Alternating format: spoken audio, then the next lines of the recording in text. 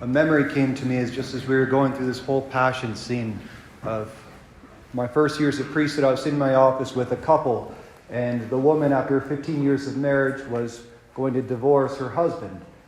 And her husband at that point, when they're sitting in front of me, put pictures in front of her of the first times they'd ever gone on dates, of their wedding, of their first child. And he said, "Look at where we were. Do you remember? Do you remember the love that we had?" And she looked at those pictures, I'll never forget, with like a glaze over her eyes. And she said, "Those days are over." And she got up and walked out. What I was thinking about is how easy it is to love in the good times. When we're filled with consolation, the emotions just pull us and everyone around us supports us. How easy it is to be faithful in those times. How difficult it is to love when things get difficult. Right?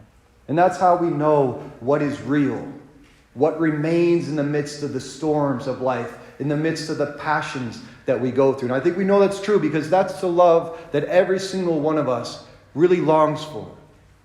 A love that will remain not just when things are good, but when we are weak and when we are broken and when we are at our worst. I find it interesting that they say there's an influx of people that come to Mass on Palm Sunday. It's a sort of remembrance of a time when I should give something back to God. A time when all the crowds come out to proclaim Christ as the Messiah. And yet how few people come to Mass on Good Friday. How few people endure the agonies that Christ has to go through during the Triduum. And yet how full the churches will once again be on Easter. Jesus has so many people who are willing to be there in the good times, when the crowds are there, after the resurrection, when the passion is gone. How hard it is to find those who will remain with him in his suffering. And there's something that will always mirror the life of the church and the life of Christ. Just as Jesus Christ went through his stages of being hidden and then going into his public ministry and having crowds follow him in it everywhere. And then he had to go into his passion and suffering and be purified. So the Catholic Church will go through her same passion. The church had its nascent years when it was hidden. And then it became to get, especially in the Middle Ages, to become much more big and popular and soon dominate political spheres, countries, colleges. And at one point it just became natural to be Catholic, became natural to agree with everything that the Catholic Church teaches. And yet now, just as Christ himself had to enter into his passion and rejection, so our Catholic Church is going towards that same direction in our times. The Catechism of the Catholic Church even speaks to this. It says in 675, before Christ's second coming, the church must pass through a final trial that will shake the faith of many believers. The church will enter the glory of the kingdom only through this final Passover, this passion, when she will follow her Lord in his death and resurrection. The church, too, must go through the same passion that Jesus himself endured. So many came out to praise Christ with the crowds. But how many of those people who are praising him as Messiah today, when he entered into Jerusalem, would it also call out for his crucifixion a week later?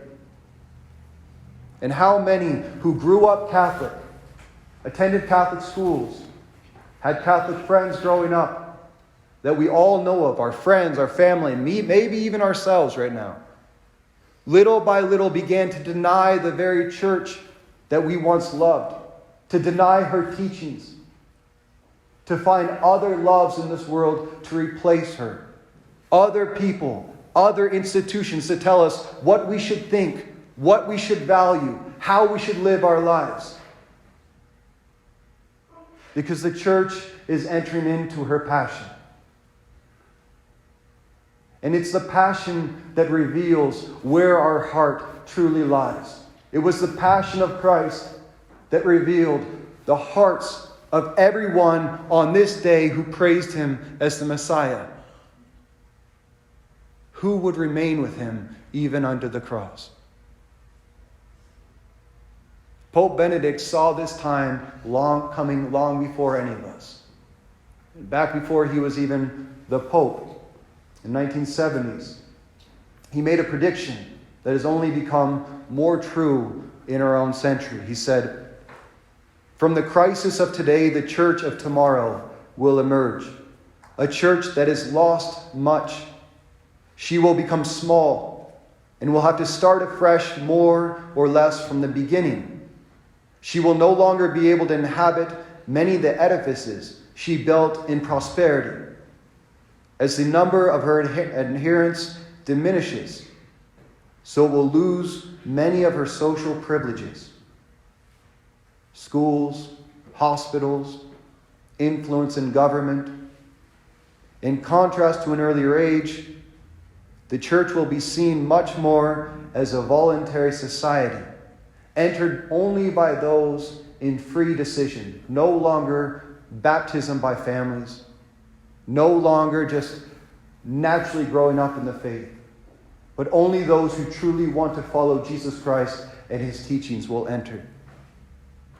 But in all the changes, the church will find her essence afresh and with full conviction in that which was always at her center, faith in the triune God, in Jesus Christ, the Son of God made man, in the presence of the Spirit, until the end of the world.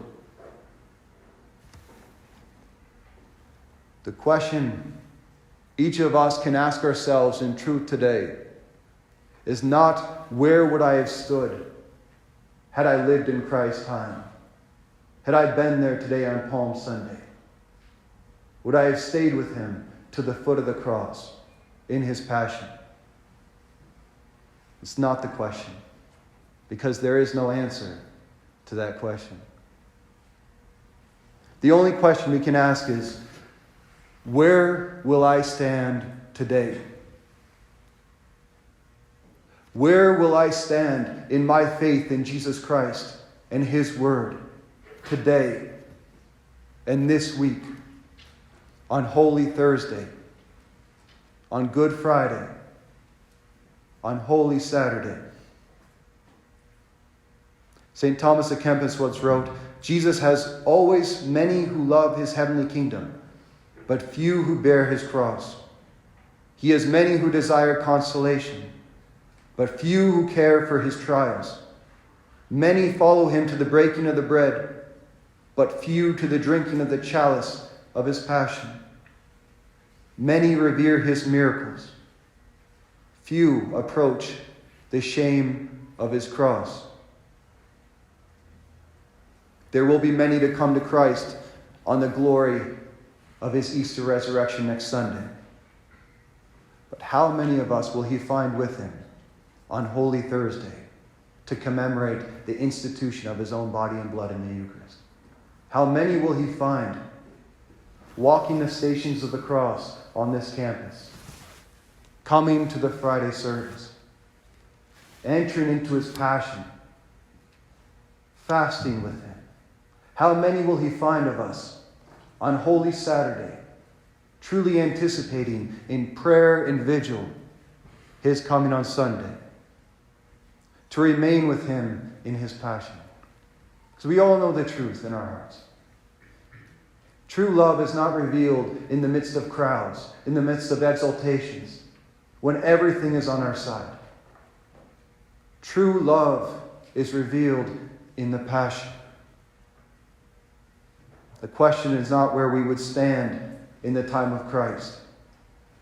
The only question that really matters for us today is, where will I stand with Jesus Christ right now in his holy Catholic Church?